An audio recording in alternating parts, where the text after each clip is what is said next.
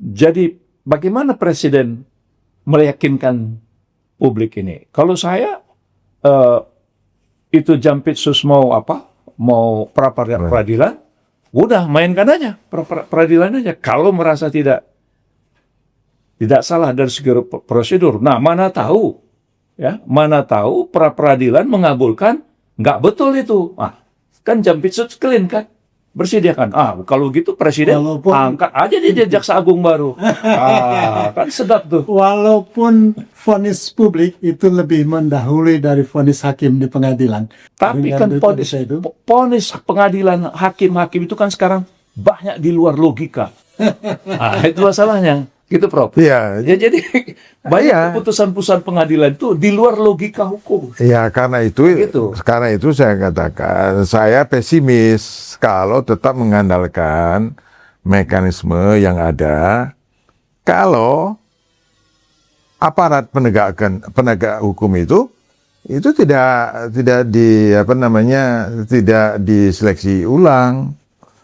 Pasti.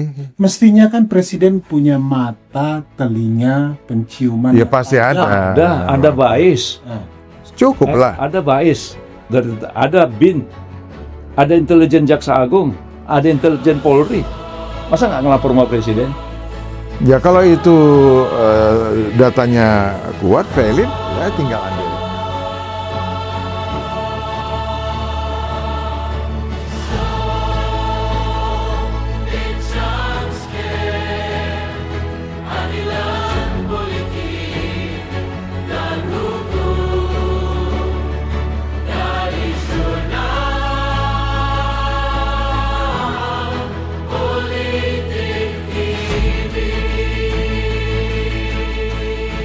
Pemirsa, berjumpa lagi dalam Bincang Spesial Jurnal Politik TV.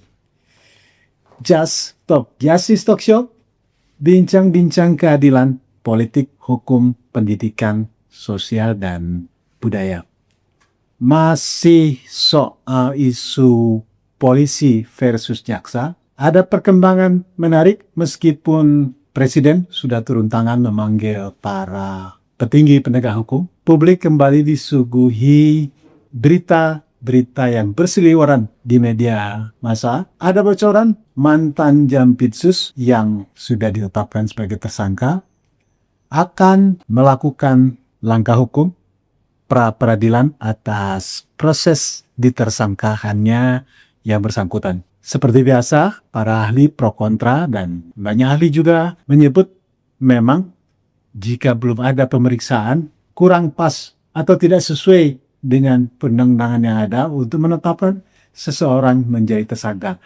Padahal sebagian pengamat menyebut ini hanya soal perebutan kursi Jaksa Agung yang di-cover oleh soal-soal penegakan hukum. Nah, kita akan kembali menganalisanya bersama Asosiat Profesor Dr. T.B. Masa Jafar dan seperti biasa bersama narasumber tetap kita, Dr. M.S. Kaban. Kita ingin kembali ke Prof. TB dulunya. Prof. TB, Presiden sudah turun tangan mengumpulkan para petinggi penegakan hukum ini, tapi kemudian publik membacanya tak lantas ini mereda. Kita dengar mantan Jampitsus akan melakukan pra-peradilan.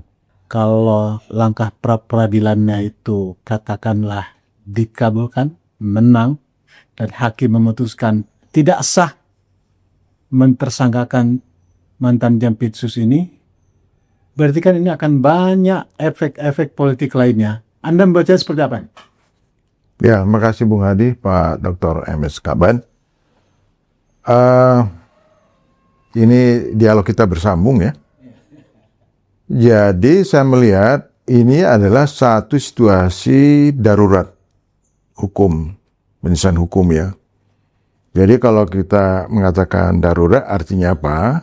Saya melihat bahwa kedua lembaga ini tidak cukup perform ya untuk menyelesaikan kasus Polri dan Kejaksaan ini. Saya nggak yakin itu. Karena ada yang menilai mulai dari KPK Kejaksaan Agung, termasuk Polri, ya, dan aparat penegak hukum lainnya, itu dianggap bermasalah. Jadi opini publik itu lebih tajam lagi sekarang. Bahwa sudah sampai pada kesimpulan ini udah rusak semua. Artinya ini sudah darurat. Jadi kalau Pak Prabowo menempuh jalur-jalur prosedur biasa, nggak akan bisa. Apalagi Anda bilang tadi pra-peradilan. Pra-peradilan itu dia bagian saja dari prosedur hukum ya. Tapi kalau hakim, jaksa yang memutuskan ya, kalau juga masuk dalam konflik kepentingan tidak akan membuahkan hasil apa-apa gitu ya. Jadi tetap menjadi lingkaran setan gitu ya. Karena itu yang saya bilang, ini sudah sangat darurat bagi aparaturnya, karena darurat aparatur penegak hukum ini ya, yang tidak bisa diharapkan menyelesaikan hukum ya sebagaimana yang diharapkan, maka prosedur ini tidak akan jalan tetapi tidak menemukan substansi penegakan hukum yang betul-betul akan menyelesaikan masalah. Jadi presiden harus melalui langkah-langkah yang ekstra. Ekstra artinya apa? Yang pertama, ya pada lembaga kejaksaan, juga Polri, penyidik segala macam itu harus ditarik semua. Ditarik semua, ditunjuk, dipilih, tentu saja, ya kan? Paling tidak bagi mereka sebagai calon untuk menyelesaikan ini adalah relatif clean, tidak punya konflik kepentingan gitu. Ataupun juga kan bisa juga diangkat jaksa dari di luar itu kan sudah ada juga itu kan itu. Nah itu yang saya maksud. Kalau presiden hanya mengandalkan mekanisme prosedur yang ada dengan ya para aparat penegak hukum yang juga diduga tidak lepas dari konflik kepentingan, nggak akan membuahkan hasil apa-apa. Itu saya kira intinya di situ gitu. Prabowo nggak mungkin bersih-bersih dengan sapu kotor gitu? Tidak mungkin. Dalam bahasa lain begitu, tidak mungkin. Harus ya, cari sapu baru? Ya, sapu baru yang bersih juga. Kalau tidak, 10 kali pun dipanggil nggak akan selesai gitu. Jadi mereka saling menyandra, saling menyelamatkan. Nanti saya khawatir wibawa presiden yang dipertaruhkan. Artinya titah presiden itu tidak punya implikasi apa-apa. Tetap aja masalah penyelesaian hukum itu berputar-putar gitu. Bagaimana catatan Anda di balik rumitnya soal penegakan hukum? Ya, bismillahirrahmanirrahim. Assalamualaikum warahmatullahi wabarakatuh. Profesor TB dan Bu Hadi. Saya selalu mengatakan ini simple, ini sederhana. Ya, cuman di negara kita ini kan sudah jadi kebiasaan. Bagaimana yang mudah dipersulit, ya kan? Ini kan sudah dalil ya. Kalau bisa dipersulit, kenapa dipermudah? Itu kan memang sudah semacam habit lah gitu. Jadi tadi Profesor TB itu kan memberikan catatan ini ada situasi darurat dan dilema yang dihadapi oleh presiden kan gitu. Suasananya, kemudian ada dua institusi yang sedemikian rupa gitu kan posisinya gitu. Nah, saya ingin menyederhanakan gini bahwa kasus Jampitsus ya, kalau tadi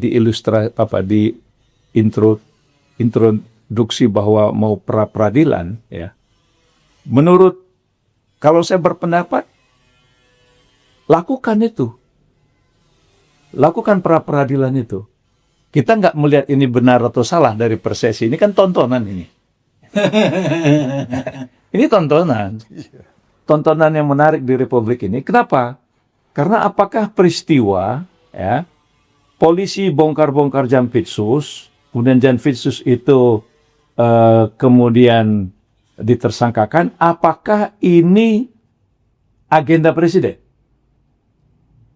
Apakah ini agenda presiden? Atau ini accident? Ya. Nah, Jangan-jangan agenda presiden juga ini Apa? untuk bersih-bersih. kalau agenda presiden, ya kan, kenapa dalam proses penggantiannya itu kok seperti lambat, gitu. Jadi, apakah ini bukan accident? Nah, gitu ya. Jadi saya katakan bahwa dua institusi ini kan sama-sama institusi negara yang masing-masing punya undang-undang, dan kemudian ada kesepakatan-kesepakatan yang selama ini sudah terbangun. Tapi kan dilanggar. Jadi kalau misalnya mantan Jampitsus itu mau pra-peradilan, ya maju aja. Ya, maju aja. Kenapa? Karena kan dari awal saya memberikan catatan. Dia seorang pejabat eselon 1. Ya. SK dia adalah SK presiden. Kan gitu. Dia punya atasan, namanya Jaksa Agung. Kemudian dia ditersangkakan oleh pihak kepolisian. Ada penggerebekan, ada nggak minta izin dulu? Kan harus ada minta izin ke atasan. Aturannya begitu ya? Itu sudah norma. Kemudian kalau perkara-perkara itu sudah ditangani oleh salah satu institusi, maka institusi yang lain jangan ikut. Gitu. Jadi kalau perkara itu sudah ini, nah sekarang polisi menganggap Jampitsus bermasalah, tapi dilempar ke Kejaksaan Agung. Yang penting Jampitsus sudah dicopot. Nah, apakah ini penegakan hukum atau ini permainan hukum? Permainan antar instansi, gitu loh. Nah, jadi ini yang saya bilang tadi, ini tontonan menarik. Kalau bahasa Medan sedap, surawak nontonnya ini. Nah, gitu loh. Ya kan? Nah, jadi apakah semua peristiwa ini ada di dalam rencana atau planning tim presiden atau presiden? Nah, kalau saya bilang ini accident. Ya, ini accident. Buktinya apa? Dibikin pertemuan, seakan-akan polisi sama Jaksa Agung nggak ada masalah. Hasil top mesra. Mesra. Ini kan sandiwara untuk publik seakan-akan enggak. Kembali ke pokok persoalan. Ya kan? Benarkah cara polisi? Nah, cara polisi itu apa? Mempertangkakan itu sesuai dengan prosedur. Dia sebagai eselon 1 yang ada atasannya dan di mana ada etikanya, harus minta izin, harus ada pemberitahuan. Kan itu selama ini mekanisme yang ada gitu kan. Nah, kemudian persoalan ini kan menjadi heboh karena ada uang, ada emas, ya kan? Awak suruh juga nengok emas itu. 74 kilo, ya kan? Kemudian uang dan sebagainya itu tadi. Nah, ini kan terangkat, terpublikasi sedemikian rupa. Polisi berani nggak buka? Kalau memang betul itu diperiksa, bongkar, buka emas itu semua dari mana?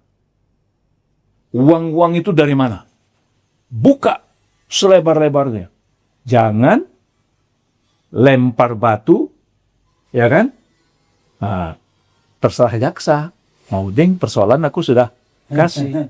Nah, gitu. Nah, jadi ini yang aku bilang tadi sebenarnya masalahnya sederhana, tapi karena ini sudah masuk di dalam wilayah opini publik dan masuk dalam wilayah politik, terseretlah presiden.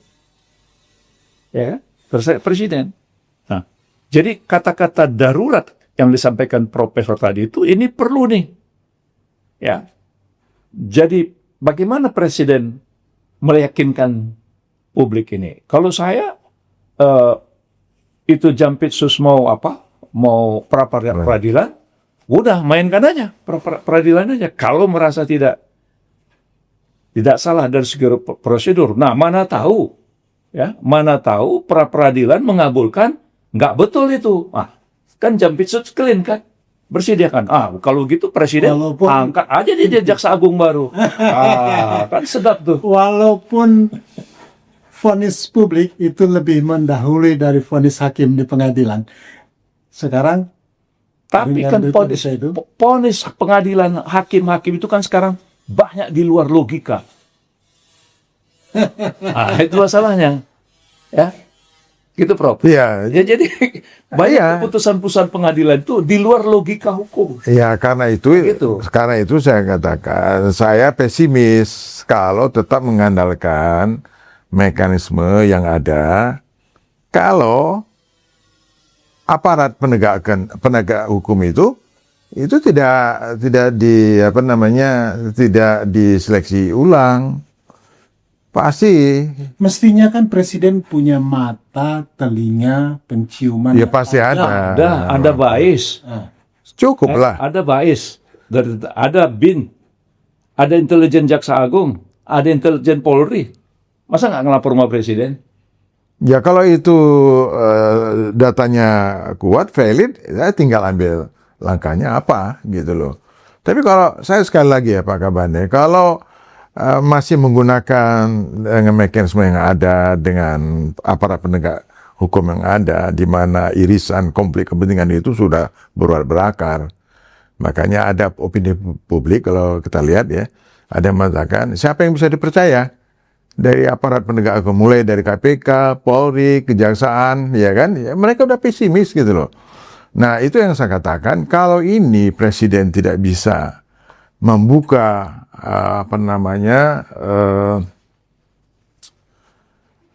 di balik kasus ini kan bukan hanya di atas permukaan. Jadi kalau Pak Prabowo mau betul-betul menunjukkan kepada publik law enforcement, penegakan hukum itu, ya bisa juga mulai dari kasus ini, bersih-bersihnya gitu loh. Nah oleh karena itu ini harus dibongkar sampai akar-akarnya gitu loh. Baik ini terkait dengan Polri ya maupun Kejaksaan. Mungkin pada berikutnya juga bisa juga Kalau yang disampaikan pengadilan. tadi, kalau lewat peradilan, kalau ternyata hakim memutuskan tidak sah, apalagi clear, Ya berarti Ya, kan kan? berarti Jampisut kan orang benar, orang lurus. Iya. menurut Anda strategis ya? Masa orang Jampitsus orang lurus digergaji. Tetap aja dia ada kontroversi. Kenapa? Orang tidak percaya kok bisa ada uang segitu banyak, Mas, di Kejaksaan itu. Nah, itu yang perlu dibongkar. Kenapa Polri Iya kan? tidak membongkar itu gitu loh? Maksud saya itu bongkar itu, buka habis-habisan. Nah, untuk membongkar itu tidak bisa kita mengandalkan institusi ya, mekanisme dan aparat penegak hukum yang Berarti itu. institusi Polri juga nggak bisa dipercaya dong. Nggak bisa. Siapa coba? Gitu. Supaya ini dibongkar habis, supaya kelihatan gitu loh permainan ini gitu ya. Nah, saya kira inilah presiden punya peluang sekaligus menjawab pertanyaan-pertanyaan publik, ya, ketidakpercayaan publik, selesaikan dari dua institusi ini untuk bersih-bersih gitu loh. ada kemungkinan elit petinggi penegakan hukum ini justru main pat guripat di balik presiden. Itu sudah pasti, Pak Hadi. Karena seperti yang saya katakan, bahwa aparat penegak hukum, itu sudah menjadi alat kekuasaan. Dan juga mereka punya afiliasi politik.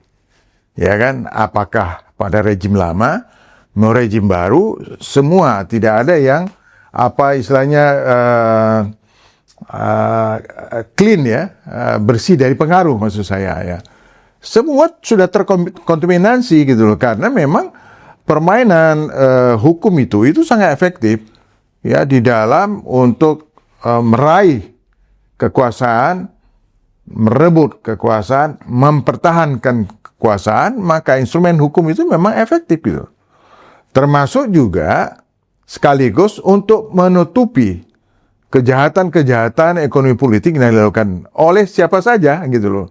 Ya, yang terlibat di dalam pertarungan kepentingan politik ini, tarik-menarik ini, gitu loh. Itu bisa bagian kesebelasan Pak Prabowo, itu juga sebagian bisa kesebelasannya rejim lama, ya kan, masih sisa itu, gitu loh. Jadi lebih objektif, ya presiden ambil aja langkah untuk mengambil satu kepastian. Kalau saya udah nggak percaya, kalau saya ya. Nah, jadi presiden harus menyatakan ini darurat, ya apa langkahnya? Kalau saya usulkan, aparat pemeriksa ini harus dicari betul-betul clean, atau ada peradilan ad hoc atau apalah namanya ya, gitu yang bisa dilakukan untuk mulai bersih-bersih. Siapapun ya nanti kan akan terbongkar itu. Baik di pihak Polri nanti akan terbongkar juga, tidak hanya kasus ini, kasus-kasus yang lain gitu kan. Sama juga gitu loh. Ini pintu masuk gitu loh ya. Nah, kalau pintu masuk ini dijadikan sebagai starting point ya, episode keberapa ini saya nggak tahu ya. KPK nggak mungkin. Ya mulai dari sinilah. Kalau ini bisa Presiden melakukan satu terobosan, baru mungkin publik itu mulai percaya. Kalau sekarang ini mereka sudah nggak percaya gitu loh. Saya akan membaca dari opini publik ya. Jadi mereka sangat skeptis gitu kepada lembaga-lembaga penegak hukum, mulai dari KPK, Kejaksaan, Hakim, juga Polri, itu sama semua gitu loh. Jadi kejahatan yang merajalela ini dan juga sekaligus mengapa korupsi itu tidak bisa diberantas, itu juga karena lembaga-lembaga ini tidak lagi berdiri secara independen gitu ya. Karena apa? Ya, saya kembali tadi, itu sudah mereka adalah bagian dari instrumen alat kekuasaan, alat kepentingan, konflik kepentingan, ya. Jadi sangat sulit untuk mengatakan bahwa mereka itu adalah tidak terkait, tidak terafiliasi dalam konflik kepentingan itu. Jadi kalau memilih jaksa agung dari, katakanlah dari salah satu atau seperti PB itu, Anda sebut tadi kontroversial kan? Tapi Pak Kaban bilang kalau ternyata keren kan nggak ada masalah juga, masa harus digergaji? Tetap akan mengundang kontroversi. Karena orang udah nggak percaya gitu. Walaupun Pak Kaban kan ikut prosedur hukum ya, itu udah benarnya. Tetapi publik ini sudah kadung nggak percaya gitu loh. Wah ini juga permainan itu gitu lah. Jadi nah, ini bisa kepercayaan itu tumbuh lagi. Kenapa? Karena begitu misalnya Jampitsus mantan ini pra-peradilan dan oleh hakim dinyatakan itu prosedurnya salah, ya berarti Jampitsus ini tanda kutip clean lah. Nah lalu ditunjuk oleh PS08 menjadi jaksa agung baru, ya kan? Wah aku yakin Febri itu akan melakukan. Ini tugas presiden, tugas negara. Bisa Karena konon katanya Febri ini algojo penegakan hukum yang berdarah dingin gitu. Itu kan luar biasa. Itu kan bisa begitu dia gitu kan. Nah, jadi kenapa ini bisa berkepanjangan? Karena undang-undang kejaksaan yang baru, ya kan, itu kan memberikan porsi power untuk kejaksaan. Cukup besar. Reformasi polisi juga, polisi itu dengan gagahnya tidak mau di bawah kementerian, langsung di bawah presiden. Jadi presiden ini berada di dalam suasana itu. Jadi kalau saya cenderung tadi, kalau bahasa Pak Prof itu kan seharusnya begitu. Kalau saya bertitol situasi sekarang ini karena ini tontonan, Itu saja lah. Jadi karena ini tontonan, jadi dari apa yang ada ini aja, gitu loh. Ya, jadi kalau yang mempertahankan itu kan sesuatu gitu, tapi nggak mengingat presiden kita. Presiden kita hari ini, PS08 ini, dia kan nggak mau ribut-ribut, sementara keributan itu terjadi. Kan gitu. Dia kan nggak mau ribut-ribut. Tidak mau ribut, tapi ribut terus. Gitu kan? Nah, jadi seharusnya kan presiden berpikir, oh ini memang situasi zaman ribut, aku harus pakai fikih ribut. Nah, hukum-hukum ribut nih bagaimana caranya supaya semua institusi ini berjalan. Kan secara simpel, apa sih susahnya mengganti Kapolri? Karena dia sudah lebih, aku yakin itu banyak generasi-generasi di bawah Kapolri yang sekarang itu, wah, aku kapan ya? Kapan generasi kami? Ini kan sudah dipotong berasan berapa generasi ini sekarang generasi baru. Apalagi toh di masa, cuman mungkin karena Sigit ini ada Prabowo-nya. Namanya di belakang ada Prabowo. Ada Prabowo-nya. Jadi PS08 juga sungkan juga kalau Prabowo Fugati ya ganti diri sendiri. Susah itu gitu kan. Nah, begitu juga kan Panglima TNI gitu kan. Panglima TNI kan kalem aja sekarang apa dia terserah. Ya kenapa? Karena situ ada Subianto-nya kan gitu kan. Ya. Yang satu namanya Prabowo Subianto, yang satu Sulistyo Sigit Prabowo, yang satu Agus Subianto. Jadi ketemu ini, jadi susah presiden ini mau mengganti itu, Pak Tim. Presiden itu terjepit mundur kena maju kena. Apapun Ya, kebijakan dan- sebenarnya begini, kalau presiden itu dia powerful, nggak ada istilah terjepit. Karena kewenangan yang ada di tangan dia sangat sangat kuat. Masalahnya ini saling sandra-mensandra ini, apakah presiden itu berani nggak keluar dari jebakan? Walaupun sebagian pasti akan menyebut, oh ini langkah kontroversial dari presiden. Ya kan nggak ada pilihan. Kan saya kemarin sudah mengatakan, ini kan ada deal-deal. Sebagian deal itu sebenarnya memperlemah posisi Pak Prabowo. Ya, itu yang saya mengatakan, deal itu boleh sepanjang ada dalam koridor hukum. Celakanya deal itu sebagian melawan hukum. Nah, presiden kan sudah bersumpah atas nama jabatan, gitu loh. Nah, sekarang pertanyaannya mau nggak keluar dari Nah, itu? memang ini yang perlu kita bikin doa sholat hajat barangkali, ya. Bagaimana presiden itu bahwa apa yang mengikat dia, gitu? Apa yang membuat presiden kok seperti itu tadi bahasanya lemah, nggak berdaya, berada di dalam permainan? Enggak, dia presiden kok, gitu.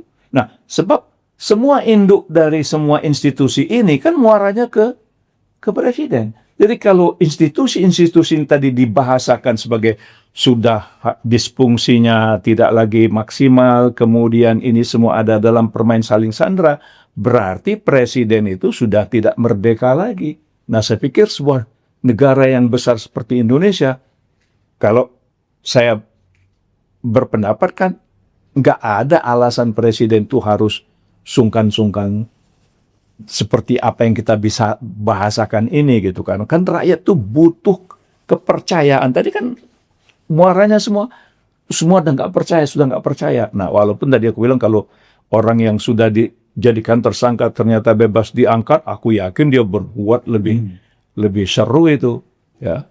Kalau menghitung waktu berpacu dengan masa, kapan kira-kira presiden harus menyelesaikan ini? Apakah nunggu genap 2 tahun, Oktober nanti, atau di bulan Agustus ini, yang konon kabarnya Agustus ini juga bakal ada gonjang-ganjing? Iya, biasa kan seorang pemimpin itu kan dia ingin melakukan sesuatu terobosan-terobosan itu selalu dikaitkan dengan suatu peristiwa tertentu, 17 Agustus, apalah namanya. Ya itu boleh-boleh saja. Tetapi ini sudah mau 2 tahun. 2 tahun itu kan sebenarnya sudah separuh masa jabatan presiden. Kalau separuh saja belum begitu nampak bahwa hukum itu betul-betul tegak, ya maka publik itu tetap pesimis, gitu loh. Nah, juga kan persoalan penegakan hukum ini kan salah satu barometer pada pergaulan internasional global ya, terutama soal investasi, ya. Apakah satu negara yang kacau penegakan hukum, itu kan penilaian terhadap sebuah negara yang seperti itu, kan luar biasa itu. Ya, bilang, wah gawat Indonesia ini. Ada pemerintahan seperti nggak ada pemerintahan, ada hukum tapi tidak tegak. Kemudian kekacauan itu lagi, wah ini di dalam bisnis ini luar biasa. Ya, kecurangan-kecurangan, hukum itu dilibas saja begitu ya. Nah, belum lagi menyangkut hak-hak rakyat yang terabaikan gitu. Dan lebih gila lagi adalah kerusakan lingkungan itu sangat luar biasa. Sangat masif gitu loh ya. Itu ada pada 10 tahun terakhir, nggak tahu nih, ditambah dengan pemerintahan Prabowo ya, walaupun dia udah cabut beberapa itu yang tambang segala macam, tapi jangan lupa Bung Hadi, di Aceh itu sekarang setelah banjir bandang itu ada 26 izin baru gitu loh. Ini belum diselesaikan, kan mestinya moratorium, nggak boleh dulu ya, dievaluasi, ditata ulang dulu ya, dibuat aturan main, mekanisme dan seterusnya. Baru kalau izin mau dikeluarkan silakan. Kalau izin dikeluarkan tidak mengulangi kerusakan lingkungan dan seterusnya ya. Tetap iklim investasi ya tetap jalan gitu. Tapi kalau ini belum dibenahi terus dia kasih lagi tuh ya. Ya katanya itu izin dari pusat ya juga di daerah. Ini luar biasa. Ini masyarakat ini udah marah sekali tuh. Jadi pemerintah pusat, pemerintah daerah sekarang udah sama. Nah, jadi rakyat itu semakin hopeless gitu loh. Konkretnya, langkah Presiden harus dilakukan kapan? Di pekan terakhir sebelum masuk bulan Agustus, di bulan Agustus, atau nanti setelah 2 tahun pas? Lah iya, ini kan sudah ketemu kedua kejaksaan dan Polri kan sudah dipanggil ya. Berapa lama? Setelah itu apa? Publik kan menunggu. Setelah itu apa? Setelah kedua pejabat instansi penegakan hukum ini dipanggil, setelah itu apa langkah-langkahnya? Kan belum kelihatan gitu loh ya. Apa coba? Apa nunggu sebulan? Wow, terlalu lama saya kira. Paling enggak 1 minggu setelah itu ada langkah-langkah konkret yang real, ya, yang bisa orang melihat, oh betul, ini arahnya betul-betul pada penegakan hukum. Presiden turun tangan terhadap kekacauan, ya, terhadap persoalan korupsi di balik itu. Gitu. Tapi kalau tidak, apa gitu loh. Makanya saya katakan ini adalah kondisi darurat, ya. Kondisi darurat penegakan hukum. Nah, tentunya kalau ini dianggap darurat, ya, kecuali Pak Kaban tadi, ya kan? Kalau saya ini mengatakan darurat, lalu mestinya langkah-langkah presiden itu juga bukan dalam keadaan yang biasa, mesti keadaan yang luar biasa gitu. Pak Kaban, catatan akhir Anda, kapan ini? Loh, kalau ingin menjaga kesinambungan wibawa pemerintah itu tidak perlu nunggu, ya, tidak perlu nunggu, harus cepat, tepat, akurat, valid, keputusan harus dilakukan. Karena ini untuk menaikkan marwah polisi, menjaga wibawa kejaksaan, dan juga program presiden. Ini kan taruhannya di situ. Jadi kalau menunda-nunda, menunggu-nunggu, ya saya pikir ingat umur. Nah, Ya kalau separuh waktu Pak Kaban, nggak mungkin juga 2 periode. nggak makanya. Ini masalah umur. Iya. Nah, umur kita ini kan kita Iya. ini kan reproduksi selnya makin menurun. Jadi makin menunda-nunda, makin lemah.